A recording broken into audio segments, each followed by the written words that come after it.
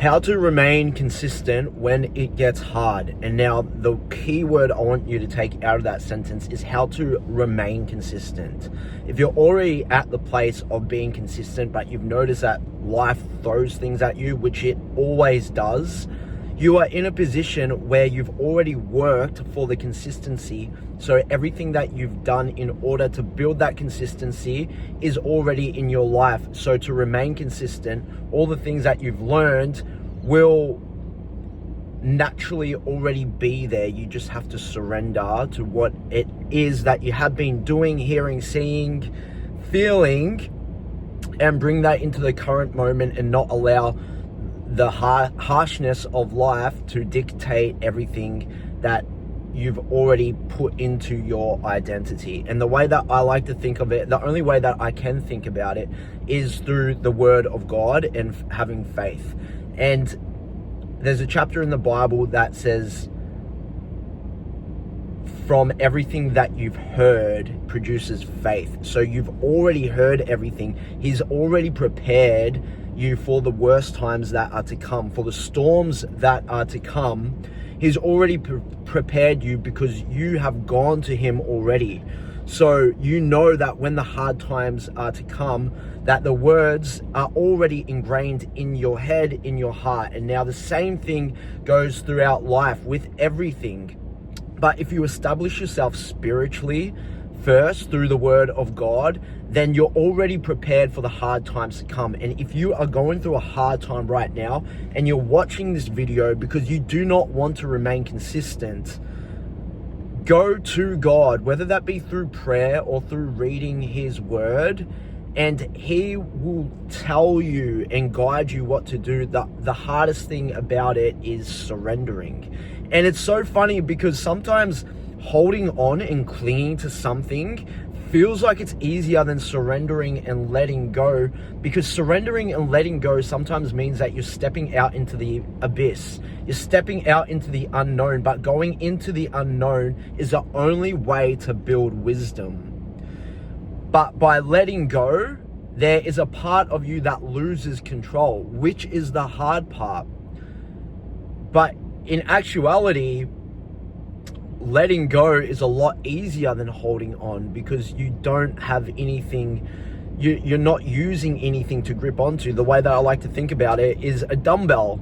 It's easier to let the dumbbell go and relieve that physical stress off your body than it is to hold on. But sometimes you feel like holding on to that dumbbell is going to get you stronger. But that's not the case. The misconception with building muscle is that you don't need to exercise every single day. You actually need the rest. And to remain consistent when hard times are to come is to understand all of the pillars that you've already built. And part of that is understanding when to step back and when to rest and when to allow it to go into God's hands. You've already done all of the hard work. You don't need to continue throwing more hard work on top of that. The same is with relationships as well. You've already done the hard work to allow yourself to get to know someone, to allow yourself to be emotionally vulnerable again, to allow yourself for someone else to see your imperfections while showing them the best versions of yourself. But when it comes time where that person needs space, you can't put more work on top of more work, because this is going to repel someone away from you.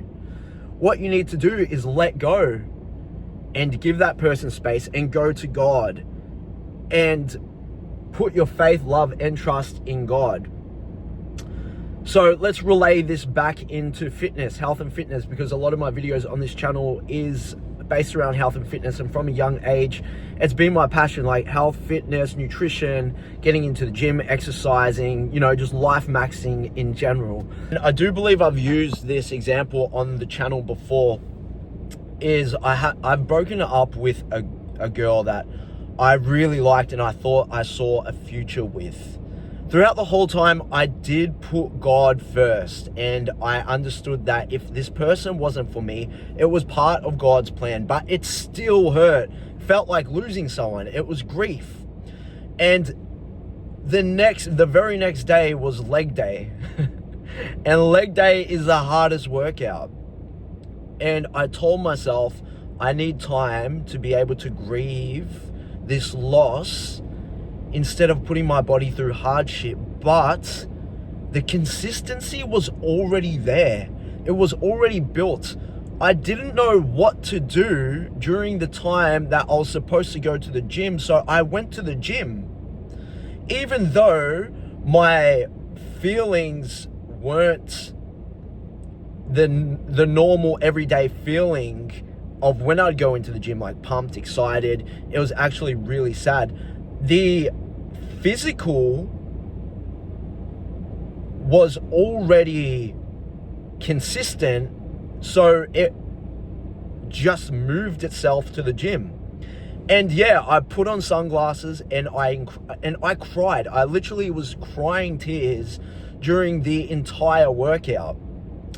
So this is an example of when hardship of life throws itself at you, and in order to remain consistent, you need to allow the consistency to lead instead of mentally rejecting what has already been built and not allowing it to come in.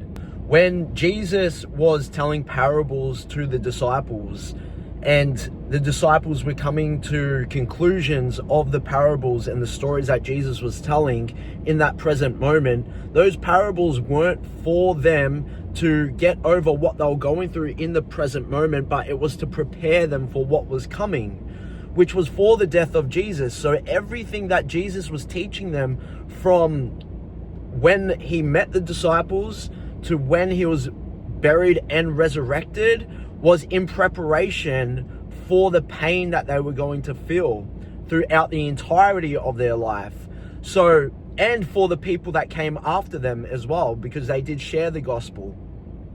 So to remain consistent is to appreciate what you've learned and to take in what you've learned from the previous mistakes that you've already made, and to take it into the present moment of the pain that you're feeling or of the hardship that you're going through right now.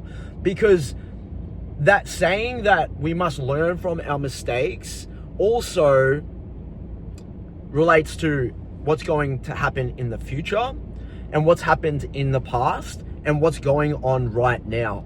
So if we think about the hardship, we can relate it back to a similar moment when we felt hardship, because we shouldn't undermine what we've already gone through and say this moment is a lot worse than what we've gone through, because the moment right now may feel like the most pain you've ever felt, but I can assure you, you felt a lot more pain in the past. So to reflect back on the past and say, I got through that, I'm able to use what I did to get through that, to get through what I'm going through right now, to remain consistent.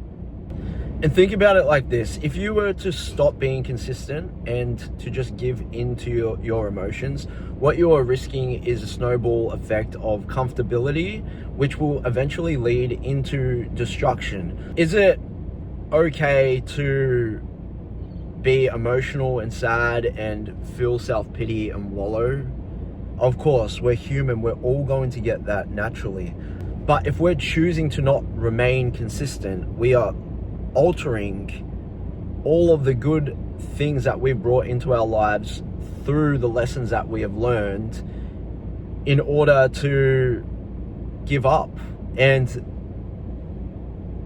this channel is about moving forward and going into a trajectory of positivity and goodness, to be able to share with everybody that you love the quality of life. And we can only do this by facing pain head on. And the only way you can face pain head on is to go back to God in the moments of pain and giving it up to Him.